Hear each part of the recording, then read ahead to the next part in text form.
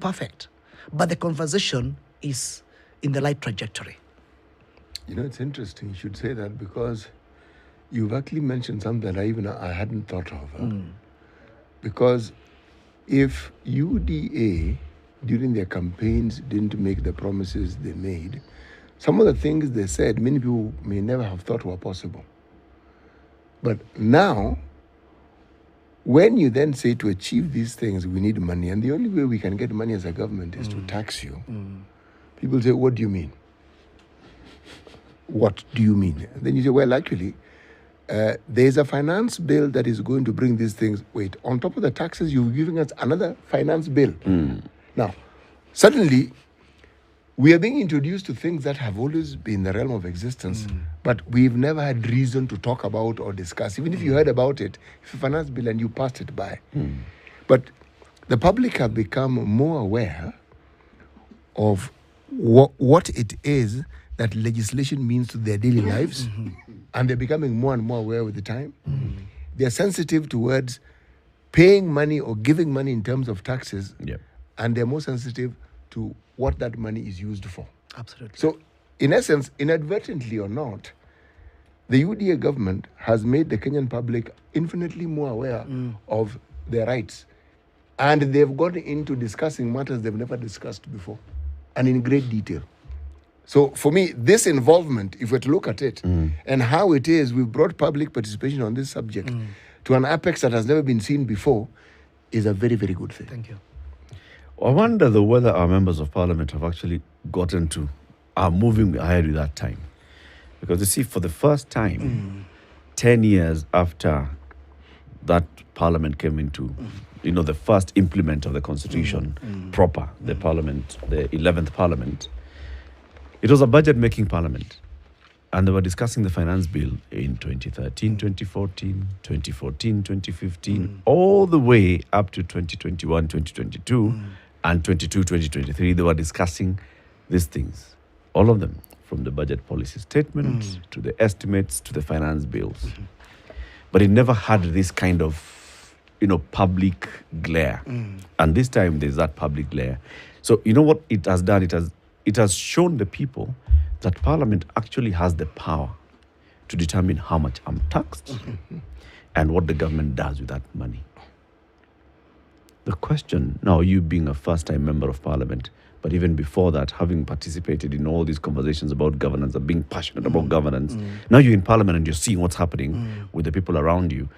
Are your colleague members of Parliament actually understanding the weight of what is happening when people are so actively engaging with a conversation such as budget? I would say that this stems from, we call it the Grudom in law. This stems from where the genesis of the ruling party currently, the Kenya Kwanza UDA party. Because what you find is that the UDA party is in power not because there's a strong man somewhere from a big tribe, but they came into power purely because of the proposals, the suggestions, and the policies they came up in the manifesto.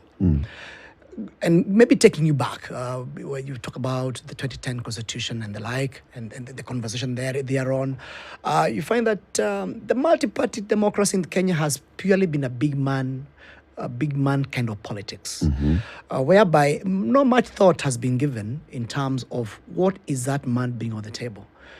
It was about a big man galvanizing his tribe, and there you are, and bringing other appendages along the way.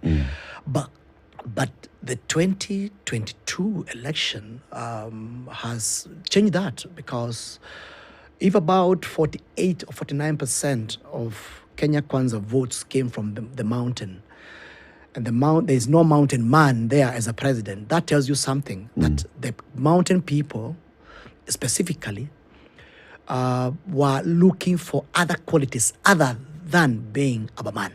And that will be the conversation moving forward in this country, because it's not about this is a time for this tribe to eat and the other one is watching. It's about that guy came to power because he resonated with the people in terms of what he wanted to do with them, and I think that is now the difference between the current parliament and the previous parliament. In fact, let me come to the point. Kenyans have started asking themselves, are we being overtaxed? Because whenever you read in the social media, the conversation is about Kenyans being overtaxed. There's a hullabaloo about, Kenyans are being overtaxed.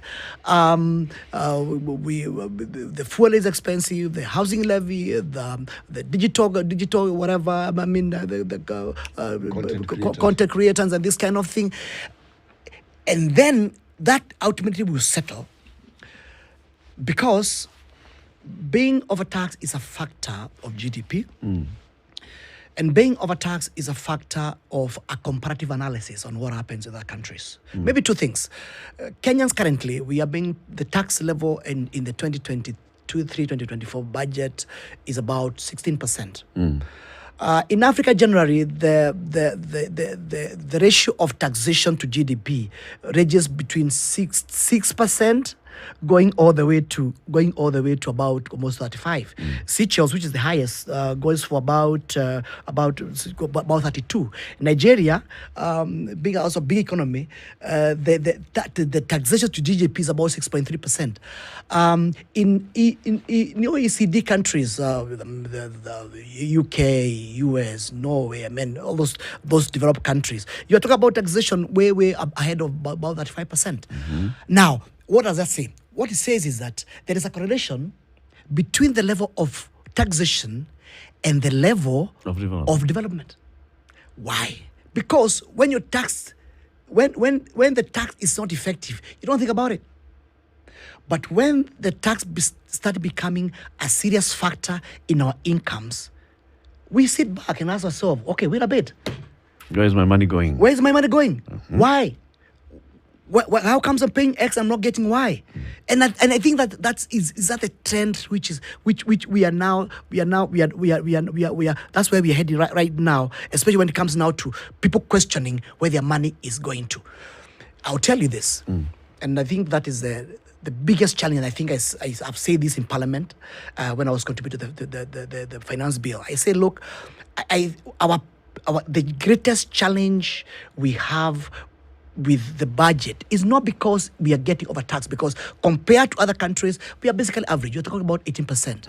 But two things. There is what you call the trust deficit. There's a trust deficit because in the past,